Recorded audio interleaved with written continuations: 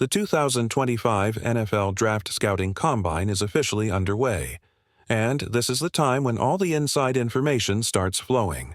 Coaches are talking, general managers are revealing bits and pieces, and the buzz around team strategies is at an all-time high. One of the most interesting voices in the mix?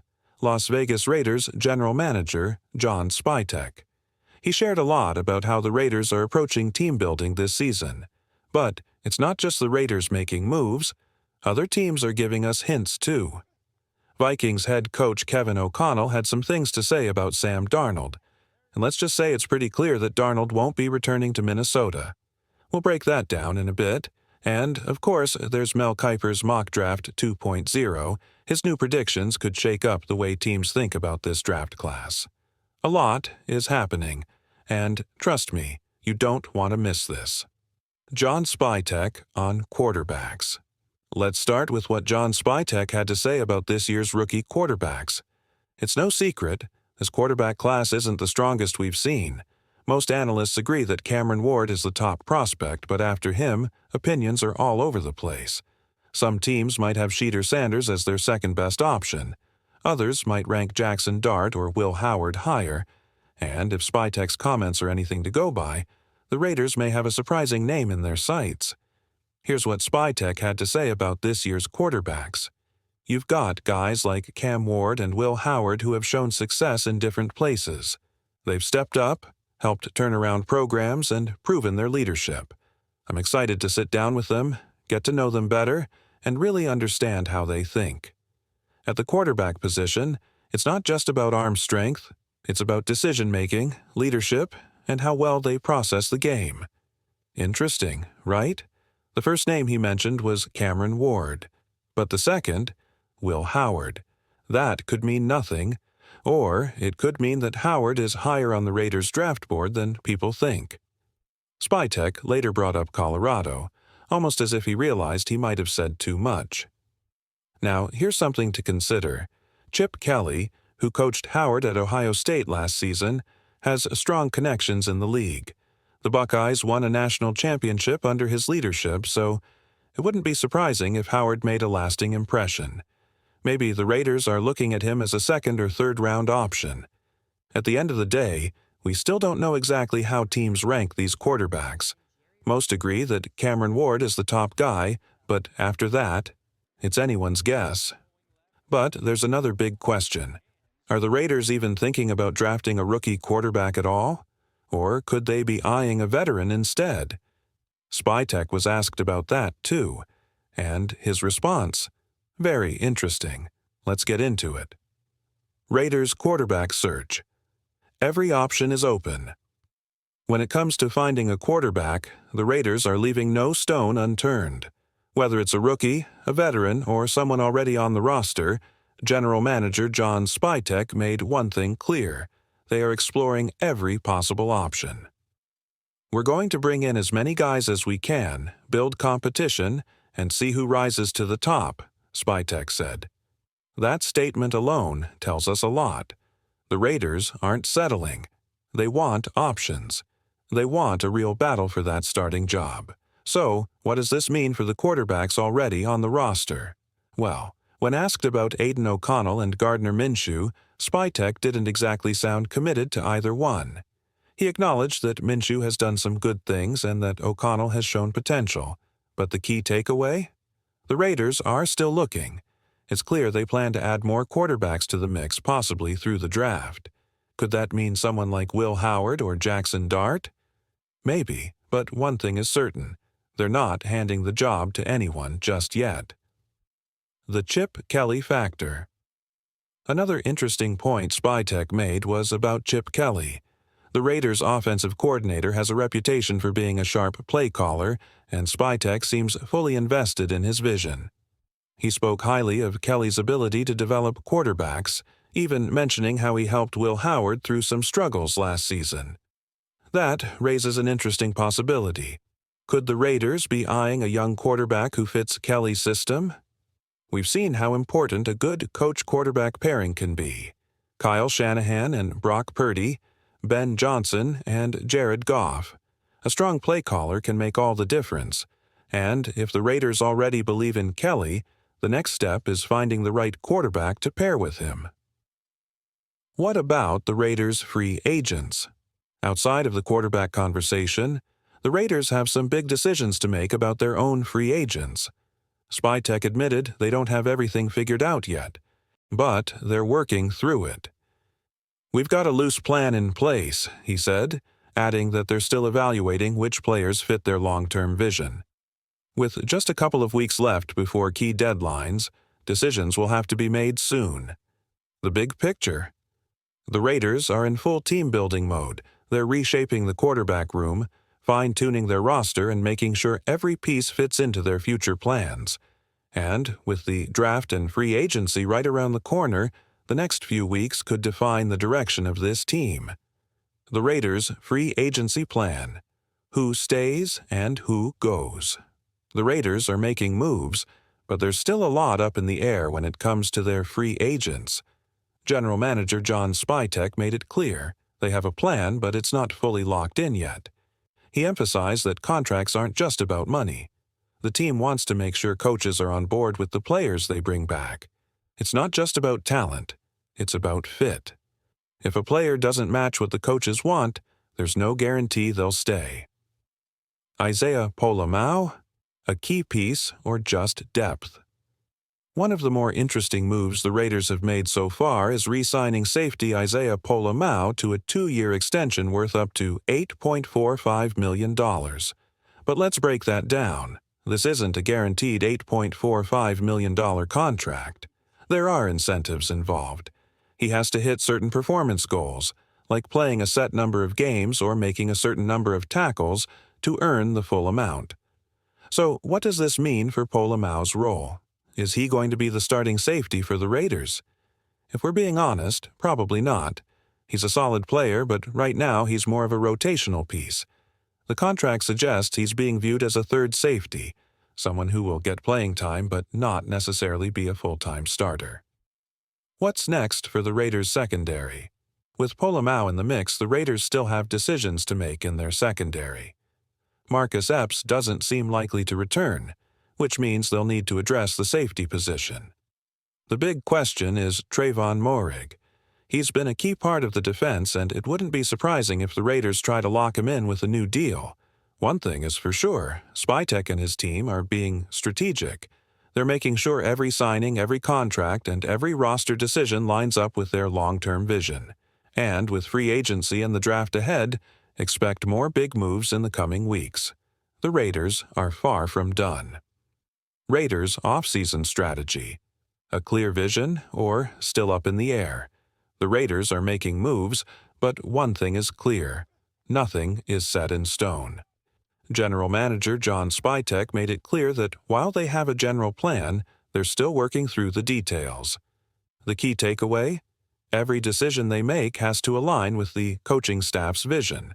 If a player doesn't fit Patrick Graham's system, they're not coming back. Georgia players. A Raiders target? Spytek also had some interesting things to say about Georgia players, especially tight end Brock Bowers. He praised their intelligence, passion, and love for football, 3 traits that stand out in his scouting. He even called Bowers one of the best tight ends he's ever evaluated. That's a huge statement. With the draft coming up, could the Raiders be eyeing Georgia talent? It's possible. Spytek's comments suggest the team values the mindset and work ethic that Georgia players bring to the table. Keep an eye on that as draft day approaches. The NIL effect and Graham Barton's decision. Another topic Spytek touched on was the impact of NIL deals in college football. He used Duke's Graham Barton as an example, a player who could have transferred to a bigger program for a massive payday but chose to stay at Duke and enter the NFL draft instead. Spytek made it clear that while this wasn't the only reason Barton was drafted, the Raiders respect players who prioritize their professional careers over short-term financial gain. Max Crosby. The unquestioned leader. One thing the Raiders aren't questioning: Max Crosby's importance to the team. Spytek didn't mince words, Crosby is everything they want in a player and leader. He's under contract for 2 more years, but with his cap hit being relatively low, expect the Raiders to take care of him financially sooner rather than later. Crosby isn't going anywhere, and that's exactly how the team wants it. Running backs. The Raiders' approach. Spytech also weighed in on running backs, and he made one thing very clear: speed isn't his top priority. Instead, he values backs who can make defenders miss. This philosophy is something he's mentioned before, even referencing Bucky Irving from Oregon. Could this be a hint at how the Raiders approach the position in free agency or the draft? Possibly. What's next? With free agency in full swing and the draft on the horizon, the Raiders have some big decisions to make. Will they target Georgia players? Will they extend Crosby soon? And what kind of running back will they go after? One thing is for sure: this front office is being strategic, and every move they make will shape the team's future. The Raiders' approach to running backs. Is speed overrated? There's a common belief in football that speed is everything for a running back. But Raiders GM John Spytech? He's not buying it. According to him, breakaway speed is nice, but it's not the most important factor. Instead, he wants a back who can make defenders miss, someone who can break tackles and consistently pick up yards. He even shared a story about Bucky Irving, a smaller back who told Spytech straight up, "That first guy trying to tackle me, he's going to miss." That level of confidence, paired with real elusiveness, is what the Raiders are looking for. Think about some of the best running backs in recent history: Josh Jacobs, Derrick Henry. Neither of them is the fastest guy on the field, but they make defenders miss, keep the chains moving, and wear down defenses. That's what really matters. So, will the Raiders go after a running back in the draft? Probably, maybe even 2, but if you're expecting them to take one with the number 6 overall pick, don't hold your breath. Breaking down Mel Kiper's mock draft. Now, let's talk about Mel Kiper's latest mock draft because there are some wild picks in there. At number 1, the Titans take linebacker Abdul Carter. Surprising? Absolutely. If you're not sold on Will Levis as your quarterback, why wouldn't you take a QB at number 1? 1 question mark. That's a major gamble. Then the Browns take quarterback Cam Ward at number 2. Now that's a pick that makes sense. Ward has real potential to be a franchise guy. The Giants go with Travis Hunter at number 3, another strong choice. But after that, things get questionable. At number 4, Kiper has Will Campbell. Look, Campbell is a talented lineman, but is he really a top 4 pick? He might not even be the best guard in this class, let alone a franchise tackle. Then, at number 5, Mason Graham goes off the board, another reach. According to a trusted NFL source, someone inside a team's front office, Graham isn't going that high. What about the Raiders at number Aru? Now, here's where things get interesting. At number 6, the Raiders are on the clock. And guess who's still available? Shedeur Sanders, if the Jets are willing to take him at number 7. Why wouldn't the Raiders pull the trigger at number Rara? Quarterback is the most important position on the field, and if you believe in a guy, you take him. Of course, free agency is still ahead, and the Raiders could bring in someone like Sam Darnold to bridge the gap. But if Sanders is there at number 6, passing on him could be a massive mistake. The Raiders' off-season moves are going to be fascinating, and every decision they make will shape the future of this team. Buckle up, it's going to be a wild ride. Should the Raiders really consider a running back at number Aru?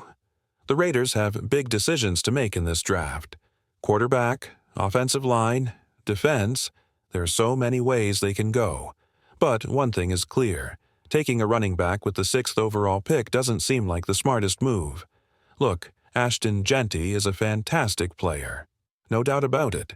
But a running back's success depends heavily on the offensive line. Take Saquon Barkley, for example. When he was with the Giants, he had flashes of brilliance but wasn't nearly as dominant. The moment he got behind the Eagles' elite offensive line, boom. He looked like a superstar again. That's the issue with drafting a running back this high. The impact of a top-tier offensive tackle pass rusher, or lockdown corner, is just greater. And the truth is, you can find really good running backs in the second round. So why spend a top 6 pick on one? The quarterback question. Now, if the Raiders do pass on a running back, what's the move? Some people are linking them to quarterbacks like Matthew Stafford or even Aaron Rodgers. But if they don't land a veteran in free agency, does that mean they go with Shedeur Sanders in the draft? Mel Kiper's mock draft has Sanders going 7th to the Jets, which raises a big question, if he's good enough to go at number 7. 7. Why wouldn't the Raiders take him at number 7? A franchise quarterback changes everything. If they believe in him, they have to make that move. Mock draft surprises. Now, let's break down some of the wild picks in Kiper's mock draft. Jalen Walker at number 8? That's a shocker. Walker is a solid player, but is he really a top 10 talent? The tape doesn't quite show that yet. Tyler Warren climbing the board. Some analysts are ranking him really high, but is he on the same level as Brock Bowers? Not even close. Tight ends take time to develop, and Warren isn't a game-changer like Bowers. Josh Simmons to the Bears. This one makes sense. Simmons has skyrocketed up draft boards after the Senior Bowl. He's one of the best tackles in this class, but every tackle in this draft comes with bust potential. There's no sure thing like Olu Fashanu last year. The running back debate continues. Then there's the Cowboys at number 12, possibly taking a Marion Hampton. Again, another running back going early. The Cowboys do have one of the best offensive lines in the league, which could make a pick like this work, but is Hampton really that much better than other RBs available later? That's up for debate. One thing is certain, this draft is going to be full of surprises. The Raiders have a golden opportunity to reshape their future. The question is, will they make the right call? The big draft shakeup. Who's rising? Who's falling? The NFL draft landscape is shifting fast, and one name that's suddenly climbing up mock drafts, Marion Hampton. Just a few weeks ago, he was considered a late first or early second round prospect. Now, he's being mocked in the top 12. That's a huge leap. Another player making waves is Armand Mibay, who's now projected to go to the Dolphins at number 13. Some scouts have him as the best offensive tackle in this class, battling Josh Simmons for that top spot. The big knock on him? He's only 6 feet, 3.5 inches, and some people are acting like that's a deal breaker. But let's be real. Height doesn't mean everything for offensive linemen. It's all about arm length, technique, and strength. And Mibay checks all those boxes. The wildest twist yet? The most shocking development in this latest mock draft? Tetairoa McMillan dropping out of the top 10. For months, McMillan was a lock for a top 7 pick. Some analysts even whispered about first overall potential. Now, Mel Kiper has him sliding down draft boards. Even crazier, Emeka Egbuka is now ranked ahead of him. This is the kind of shift that redefines draft narratives, and let's be honest, when Mel Kiper moves a guy down, everyone else follows. We've seen it before. Khalija Kancey went from unknown to a first-rounder after Kiper hyped him up. Now, he's already one of the best defensive tackles in the NFL. Darnell Wright was ranked low early on, then Kiper boosted him, and boom, he became a top pick. So if Kiper's cooling off on McMillan, does that mean NFL teams are too? Or is this just draft season mind games? Teams that could shake things up. Kansas City Chiefs. They've invested big money in their interior offensive line, but they need tackles. Could they grab one early? Houston Texans. Offensive line help is a must. Do they grab a center like Graham Barton or make a surprise move? One thing is clear, this draft is more unpredictable than ever, and as we get closer to draft day, the stock of some players is about to skyrocket, while others will tumble even further. Who's next to rise or fall? We're about to find out. The draft is shifting. Big names falling, surprises rising. Things are shaking up in a big way. Players once considered top 15 locks are now sliding, and unexpected names are climbing fast. Take Kelvin Banks and Josh Connerly Jr. Just weeks ago, these two were consensus top 10 or top 15 picks. Now, they're being mocked at the bottom of the first round. That's a major drop. On the flip side, Aaron Wersery is getting a lot of buzz, and honestly, he deserves it. Some people might think he's ranked too high, but if you watch his tape, you'll see why scouts love him. He's got the tools to be a legit difference maker. And that's the thing about draft season. One new ranking, one hot take from Mel Kiper, and suddenly, the entire draft board shifts. What's next for Sam Darnold? Now, let's talk quarterbacks, specifically Sam Darnold. Vikings head coach Kevin O'Connell made some very interesting comments about him at the Combine. He said, "Sam is in a position where the NFL thinks he can play at a very high level." That line right there, it's a game changer. Because what does it actually mean? It sounds like Minnesota isn't just letting him walk. Instead, they might tag him and trade him to a team that wants a quarterback. Think about it.